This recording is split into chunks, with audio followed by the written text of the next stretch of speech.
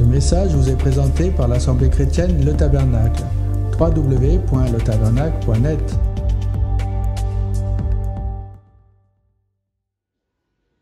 Dieu ne reste pas silencieux face aux cris de détresse de son peuple.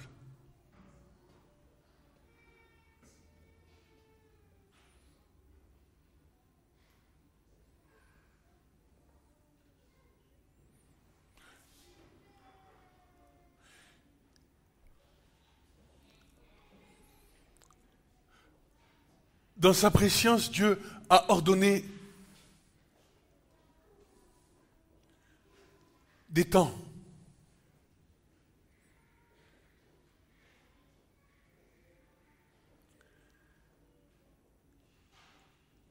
Et l'Écriture déclare que l'administrateur de ces temps est Jésus-Christ.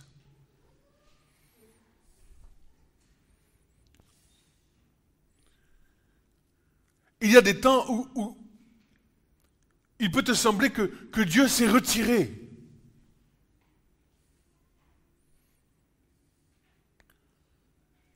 Mais nous entendons ces choses comme cela, n'est-ce pas? Car Dieu ne se retire pas, ou du moins,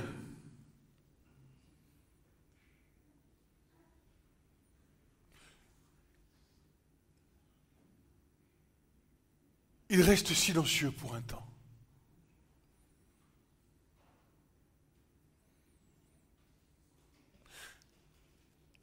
Et lorsque j'étais en prière hier,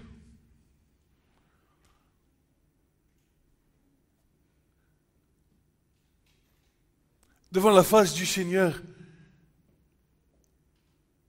il m'a fait comprendre que ce temps de silence était bientôt révolu.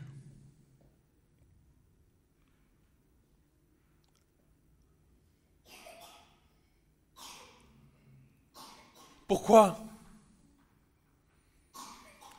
Parce que son retour est proche.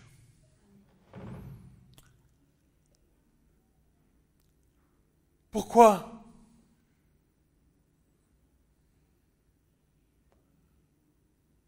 Parce que Dieu va préparer son peuple à sa rencontre.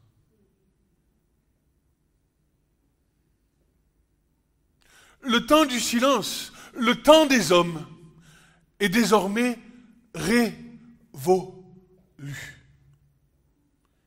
Et celui qui va agir maintenant au sein du peuple de Dieu est le Saint-Esprit en personne.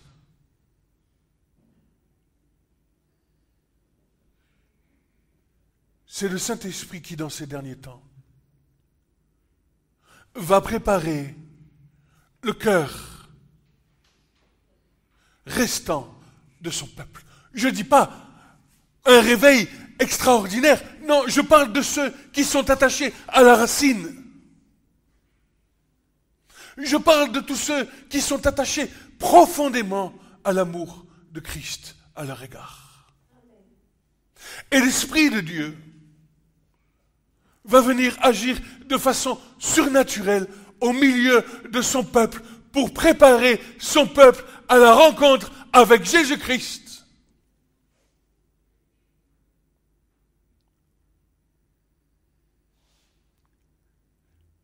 Et vous savez comment il va nous préparer? Il va nous préparer par la présence de son amour. C'est son amour qui va nous faire rentrer pleinement dans la révélation de qui est Jésus-Christ. Il va y avoir une mesure d'amour comme il n'a jamais été. L'Esprit de Dieu va venir nous faire comprendre quelle est cette largeur, quelle est cette longueur, quelle est cette hauteur de l'amour que Jésus a pour nous afin que la plénitude de Christ soit en nous. Et c'est seulement de cette manière qu'il va agir. Nous allons vivre, frères et sœurs, des temps extraordinaires. extraordinaire. Car l'Écriture déclare que d'une part, ce monde est en train d'être jugé, mais d'autre part, réjouissez-vous, vous ces saints apôtres, réjouissez-vous, vous ces saints prophètes, réjouissez-vous, vous ces serviteurs, car Dieu est en train de juger ce monde et nous allons recevoir le double de son amour.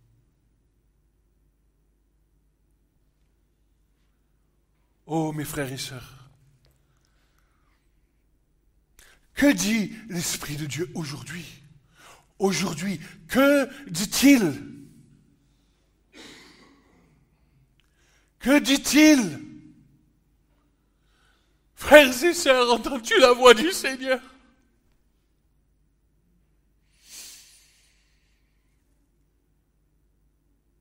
Oh, ce message a une double vocation. Vocation pour ceux du dedans et vocation pour ceux du dehors.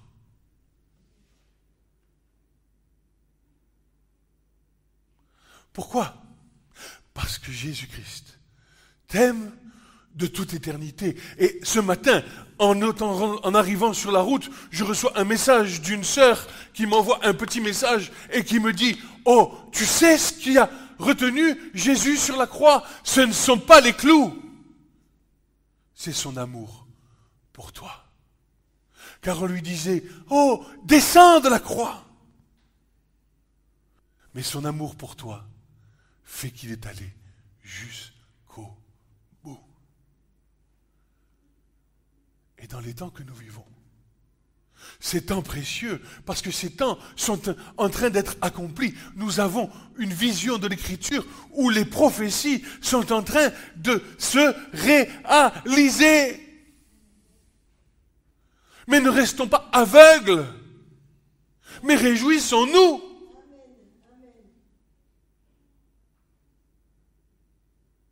Réjouissons-nous, car nous allons bientôt voir le règne de Dieu sur la terre. Réjouissons-nous, car nos frères les prophètes ont prophétisé ces choses qui n'étaient pas pour eux, mais pour nous qui arrivons à cette fin des temps. Oh Seigneur Jésus, que dit l'Esprit de Dieu aujourd'hui?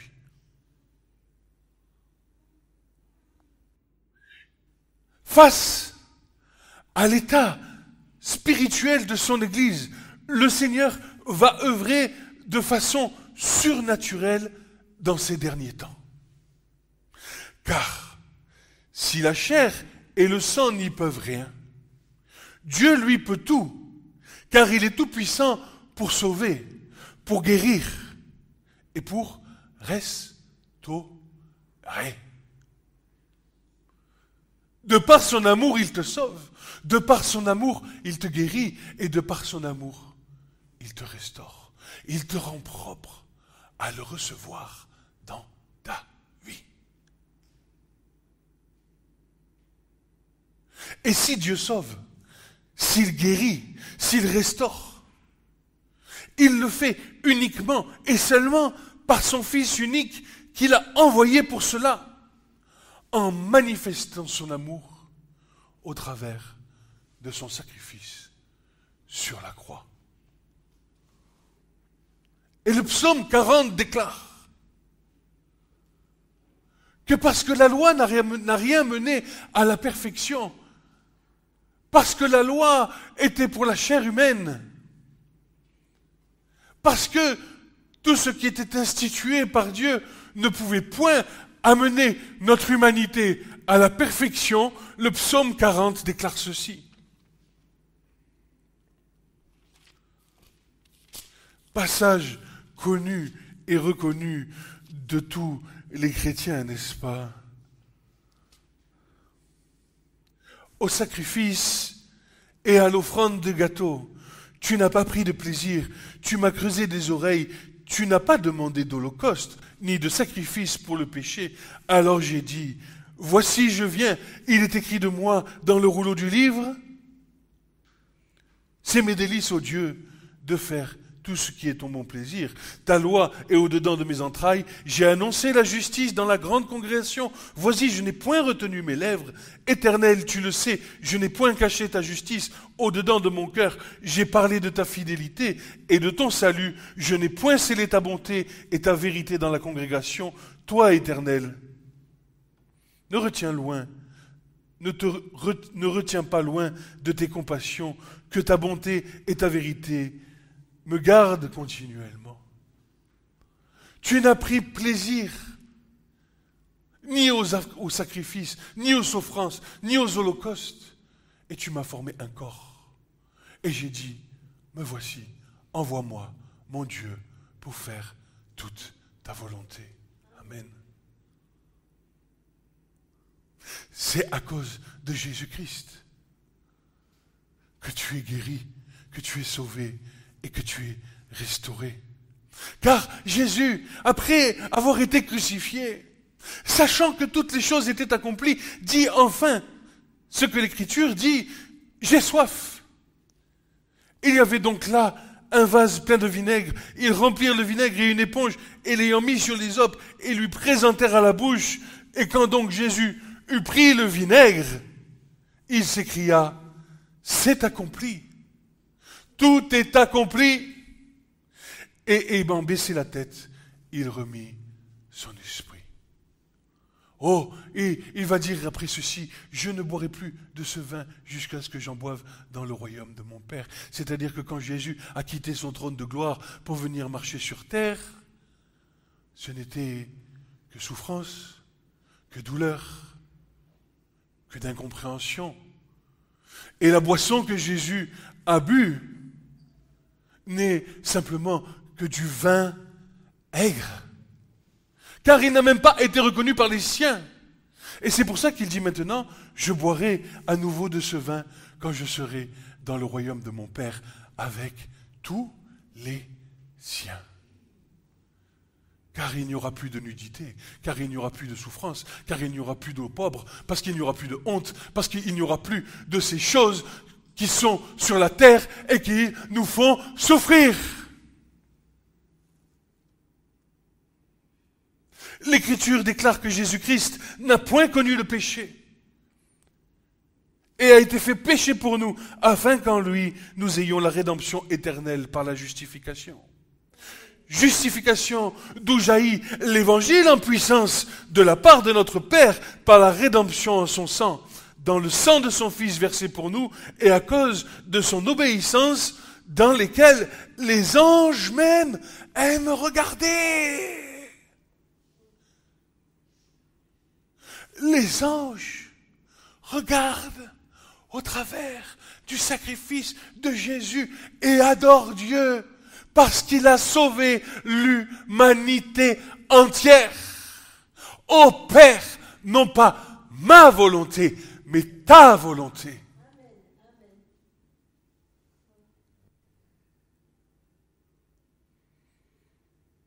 C'est par cette justification que peu à peu nous sommes restaurés, car l'amour de Dieu, manifesté en nous par son esprit de sainteté, nous conduit sur le chemin de la vérité éternelle. C'est en effet lui le Christ, chemin, vérité et vie, une vie pas facile, je vous l'accorde, je nous l'accorde, car ayant pris sa main et mesurant notre condition humaine de tous bords, que cela soit chez les crédules ou chez les incrédules, nous mesurons par l'esprit la condition humaine, écoute bien, et nous souffrons avec lui des souffrances que lui souffre. Et il te communique la souffrance du péché de l'humanité. Lorsque tu vois celui de dehors se perdre, et quand tu vois celui du dedans être dans la difficulté, car le péché qui est en lui l'empêche de vivre pleinement l'amour de Dieu, alors tu souffres. Excusez-moi, je suis bouillant ce matin. J'ai le feu en moi qui brûle. Tu souffres. Tu souffres des souffrances de Christ. Tu souffres des souffrances du Seigneur. Parce que tu considères la captivité de l'être humain. Tu considères d'un côté le bien, dit Paul, que je voudrais faire, je n'arrive pas à le faire, et le mal que je ne veux pas faire, je le pratique. Ah! Qui me délivrera de ce corps de mort? Mais laissez-moi vous dire, frères et sœurs, je vais vous encourager avec ces choses. Vous savez pourquoi? Parce que même les choses qui étaient connues de Paul ne l'ont pas empêché d'exercer son ministère. Ces choses étaient en lui. Et peu à peu, par la mort et la résurrection de Christ dans sa vie, alors que je suis faible, voici que je suis fort, dit Paul.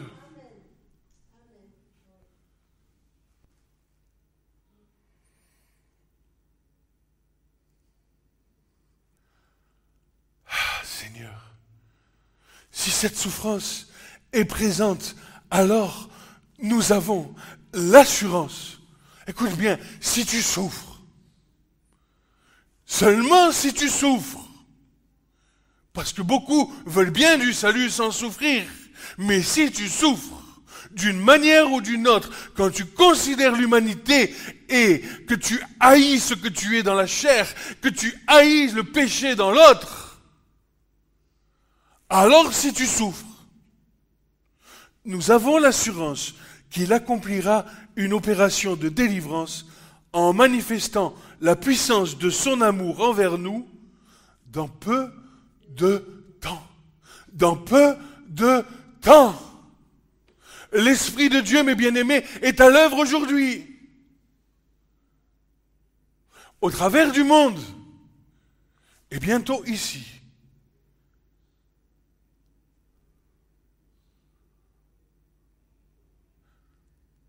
Mes frères et sœurs, les temps sont de plus en plus courts. Bientôt, le règne glorieux de notre Messie va venir s'établir sur la terre. Nous allons passer par des temps de préparation à son règne glorieux, c'est-à-dire que nous allons être préparés par le Saint-Esprit à le recevoir. Prêts à le recevoir, c'est-à-dire pour l'enlèvement de son épouse. C'est le Saint-Esprit en personne qui va opérer dans ces temps misérables une opération de justice pour tous les saints appelés, mais aussi dans cette dernière génération.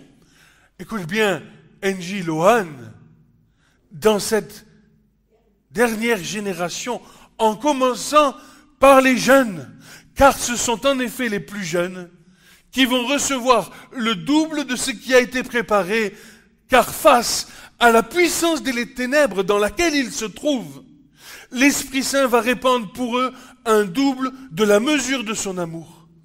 Pour nous qui sommes dans la foi et qui marchons maintenant depuis un certain temps, nous serons des instruments utiles pour le Seigneur dans l'œuvre du Saint-Esprit qui fera que tous, petits et grands, se repentiront, pas tous, mais un petit nombre précieux pour le Seigneur. Le Saint-Esprit va venir toucher vos vies, vous les jeunes, de votre génération, pour vous conduire dans une repentance, parce que vous êtes précieux aux yeux du Seigneur.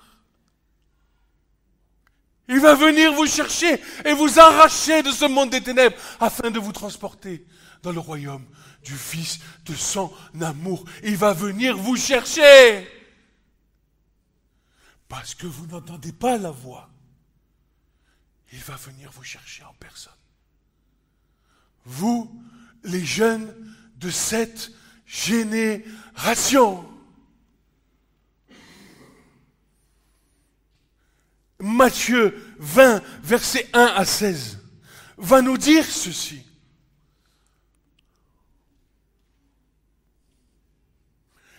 Car le royaume des cieux est semblable à un maître de maison qui sortit dès le point du jour afin de louer des ouvriers pour sa vigne. Et étant tombé d'accord avec des ouvriers pour 1 denier par jour, il envoya dans sa vigne Et sortant vers la 3e heure, il en vit d'autres qui étaient sur la place du marché à ne rien faire et dit à ceux-ci, allez vous aussi dans la vigne et je vous donnerai ce qui sera juste. Et ils en allèrent vers la 11e heure, il en trouva d'autres qui étaient là et il leur dit, pourquoi vous tenez-vous ici toujours sans rien faire? Et ils lui disent, parce que personne ne nous a engagés. Et il leur dit, allez vous aussi dans la vigne et vous recevrez ce qui sera juste.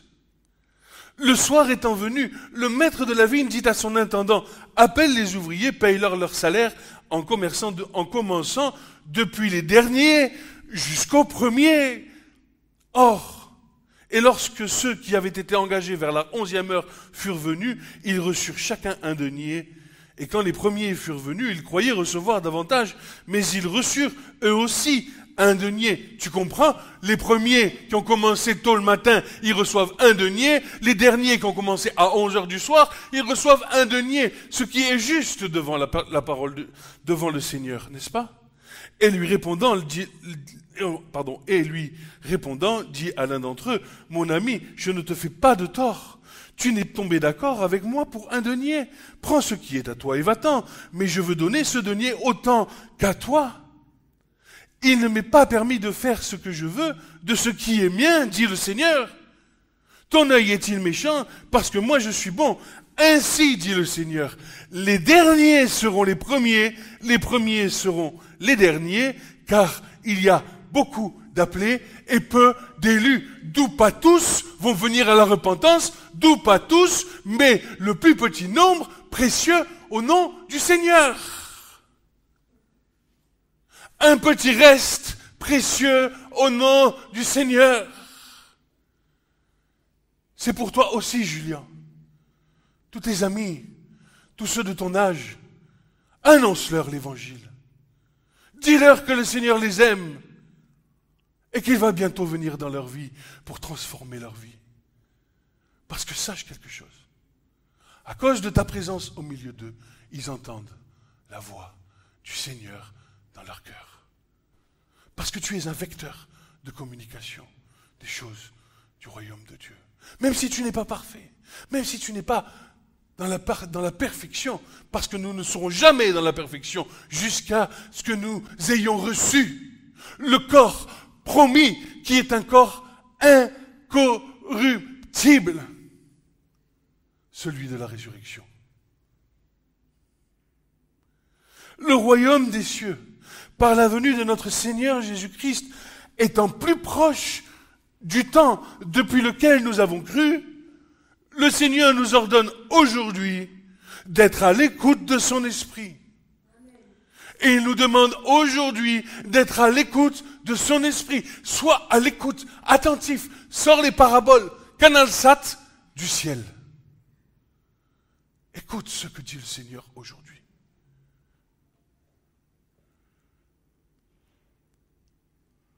Il nous demande aujourd'hui de ne pas nous lamenter sur la nature pécheresse de notre humanité.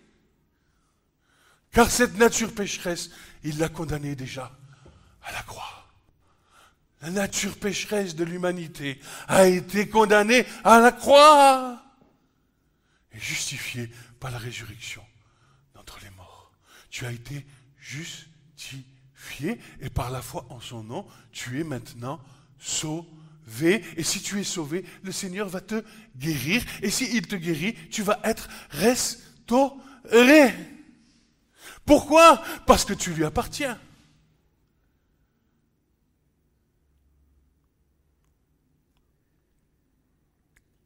Il demande de ne pas nous lamenter sur la nature pécheresse de notre humanité, car si encore quelques racines d'amertume demeurent encore dans nos vies, racines du vieil homme qui réclame ses droits, c'est à cause de sa pédagogie qui veut nous faire comprendre, d'une part, que nous lui appartenons et qu'il accomplira toute bonne œuvre certainement en son temps, car rien du tout ne pourra nous séparer de la manifestation de son amour en Christ à la croix. Que dirons-nous donc, dit Paul? Que dirons-nous donc à ces choses? Si Dieu est pour nous, Qui sera contre nous? Celui même qui n'a pas épargné son propre Fils, mais qui l'a livré pour nous tous. Comment ne nous fera-t-il pas aussi don librement de toutes ces choses avec lui? Qui donc intentera accusation contre les élus de Dieu? Celui qui justifie, c'est Dieu. Celui qui condamne, c'est Christ, qui est mort, mais plutôt ressuscité d'entre les morts, qui est aussi à la droite de Dieu. Écoute-moi, il intercède pour toi. Il intercède pour toi. Qui donc nous séparera de l'amour de Christ, nous dit Paul? Tribulation, détresse, persécution, angoisse, famine, nudité, péril ou épée? Selon qu'il est écrit, pour l'amour de toi, nous sommes mis à mort tout le jour. Nous avons été estimés comme des brebis de tuerie, ou au contraire, dans toutes ces choses, nous sommes plus que vainqueurs par celui qui nous a aimés. Car je suis sûr, je suis assuré, j'ai de l'assurance, je suis enraciné, fondé, établi, une ancre pour mon âme, que ni vie, ni mort, ni ange, ni principauté, démon, autorité, ni chose présente, ni chose à venir, ni puissance, ni hauteur, ni profondeur, ni aucune créature ne pourra nous séparer de l'amour de Dieu qui est dans le Christ Jésus notre Seigneur. Amen. Ainsi donc, ces choses étant posées comme un fondement solide, puissions-nous être entièrement disponibles pour l'œuvre du Seigneur qui est en train d'accomplir dans les cieux le temps présent que nous vivons. Il est en train d'accomplir ce temps. Il est administrateur des temps. Et nous vivons des temps précieux pour nous et pour ceux du dehors. Œuvre préciemment disposée dans les cieux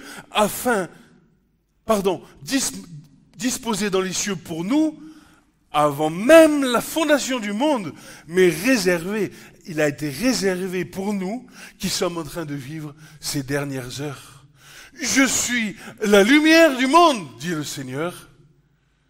Ne soyons donc pas incrédules comme certains, qui n'ont pas pris au sérieux l'œuvre de Dieu. Ne soyons pas distraits et découragés, mais soyons, comme nous le commande l'apôtre Paul, renouvelés dans notre intelligence afin de comprendre les temps que nous vivons d'une part et d'entrer dans l'œuvre merveilleuse dont il veut nous faire participer, œuvre de la dernière heure.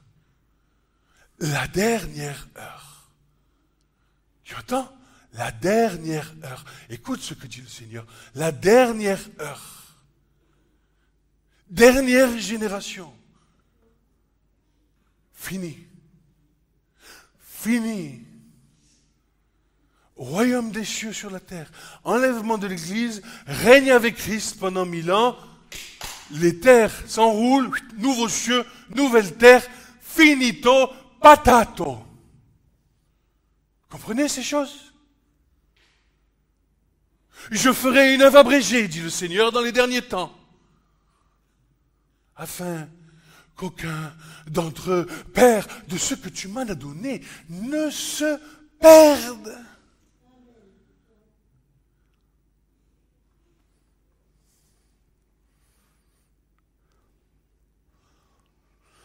C'est pourquoi Paul nous enseigne. Et voici la double vocation de ce message. Un message pour l'Église et un message pour ceux du dehors.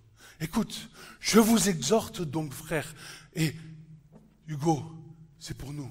Je vous exhorte donc, frères, par les compassions de Dieu, à présenter vos corps en sacrifice vivant, saint, agréable à Dieu, ce qui est votre service intelligent. Ne vous conformez pas à ce siècle, mais soyez renouvelés soyez transformés par le renouvellement de votre entendement pour que vous puissiez discerner quelle est la volonté de Dieu, bonne, agréable et parfaite. Soyons prompts au service, sachant que nos frères dans la foi, les apôtres et les serviteurs de tout temps, au travers de tous les temps, ont vécu dans le découragement, mais à chaque fois, le Seigneur les a réconfortés par sa grâce toute puissante, parce que tu es participant de l'œuvre de Dieu, et parce que Dieu te secoue et qui te dit, « Hé, regarde! Regarde ce que je fais. » Ne regarde pas à ce que tu vois, mais regarde à ce qui est en train de s'accomplir. Regarde ce qui est en train de s'accomplir. Regarde ma parole. Elle s'accomplit sur la terre. Ma parole s'accomplit, dit le Seigneur. Le temps passe, les jours passent, les années passent. Tu ne fais pas attention, toi, aux choses de Dieu, mais ma parole, elle, s'accomplit dans le temps. Et tout se met en place.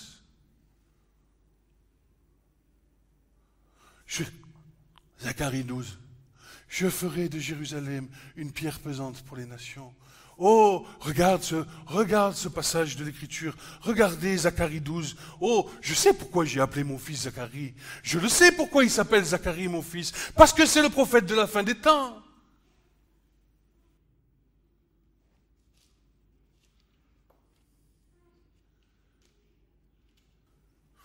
Oh Seigneur,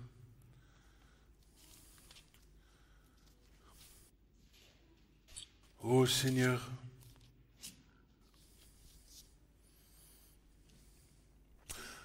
oracle de la parole de l'Éternel sur Israël. Ainsi dit l'Éternel qui a étendu les cieux, qui a fondé la terre, qui a formé l'esprit de l'homme au-dedans de lui. Voici, je ferai de Jérusalem une coupe d'étourdissement pour tous les peuples d'alentour. Elle sera aussi contre Juda lors du siège contre Jérusalem. Il arrivera en ce jour-là que je ferai de Jérusalem une pierre pesante pour tous les peuples. Tous ceux qui s'en chargeront s'y meurtriront. Certainement, toutes les nations de la terre seront rassemblées contre elle. En ce jour-là, dit l'Éternel, je frapperai de terreur tous les chevaux et de délire ceux qui les montent. J'ouvrirai mes yeux sur la montagne de Juda. Je frapperai de susciter tous les chevaux des peuples. Les chefs de Juda, diront en leur cœur, les habitants de Jérusalem seront ma force par l'Éternel de l'armée, leur Dieu. Dieu est en train de constituer un peuple pour la fin des temps. Il est en train de le constituer. En ce jour-là, je rendrai, écoute bien, j'ai prêché dimanche dernier, il y a 15 jours, sur le feu de l'autel. Écoute ce que dit le Seigneur.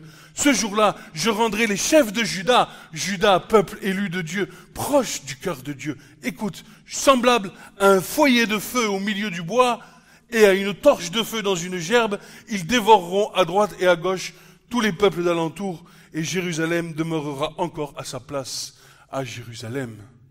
Écoute encore. Et l'Éternel sauvera premièrement les tentes de Juda, afin que la gloire de la maison de David et la gloire des habitants de Jérusalem s'élèvent pas contre Juda.